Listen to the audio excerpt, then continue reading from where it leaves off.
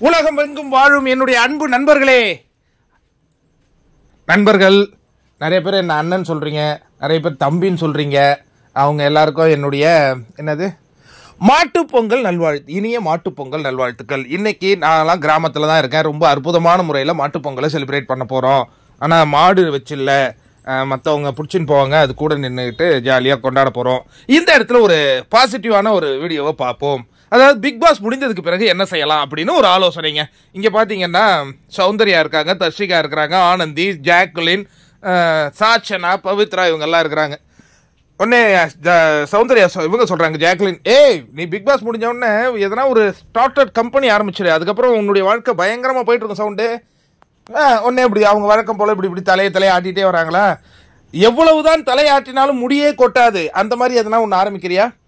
உடனே யாரோ ஒருத்தவங்க சொல்கிறாங்க, உனக்கு அவளுக்கு தான் ஏதோ முடி கொட்டிக்கிட்டே இருக்குதுன்னு சொல்கிறா, இன்னொன்று பார்த்தா வெள்ளை முடி வருதுன்னு சொல்கிறா, இன்னொன்று சாச்சனா 30 வயசு ஆயிடுச்சு.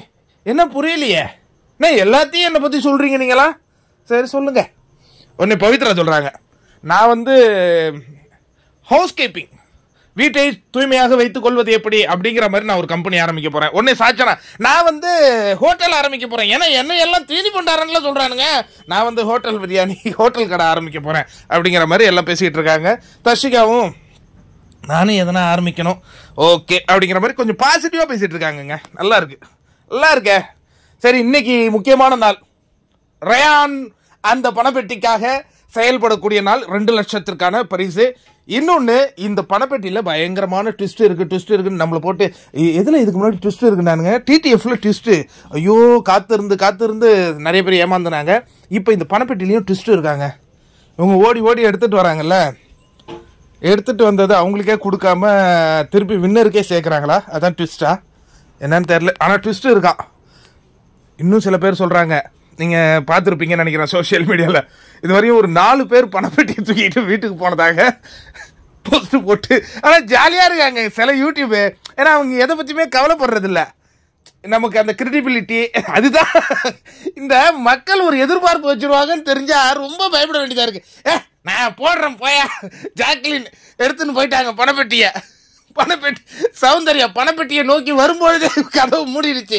இந்த மாதிரி ஜாலியாக போடுறாங்கல்ல. ஆனால் நான் அவங்களும் போய் பார்ப்பேன், நல்ல வியூஸ் போகுதுங்க. அது அந்த சரியான அந்த யார் எடுப்பாங்கங்கும் போது அந்த வீடியோ இறக்கிடுவாங்க போல இருக்கு. அது அவங்களுடைய கிரெடிபிலிட்டி. நான் இனி எதையுமே தவறாக பார்க்க போறதில்ல. மாட்டு பொங்கல் செலிப்ரேஷனு சரி. ஏன்னா சரியான நேரத்தில் இறக்குறானுங்கல்ல, அதுவும் ஒரு பிரெயினி தானேங்க. ஏன்னா எதை எப்போ செய்யணும்னு நம்ம முடிவெடுக்கிறது அந்த பிரெயின் சம்மந்தப்பட்ட விஷயம். அதனால அந்த வீடியோ நான் ரொம்ப ரசித்தேன். இது சௌந்தர்யா இதோட எடுத்துன்னு போயிட்டாங்களாம், இந்த பணப்பெட்டியோட. அந்த இதை எடுத்துன்னு வரும்போது அப்படி அந்த கதவு அப்படி சாத்துமா, சூப்பராக சொன்னாங்க அந்த பையன். ஆனால் இப்போ வரையும் எனக்கு கிடைத்திருக்கிற தகவல், அந்த பணப்பெட்டியை எடுத்துக்கிட்டு யாரும் போனதாக இதுவரையும் எனக்கு தகவல் வரல.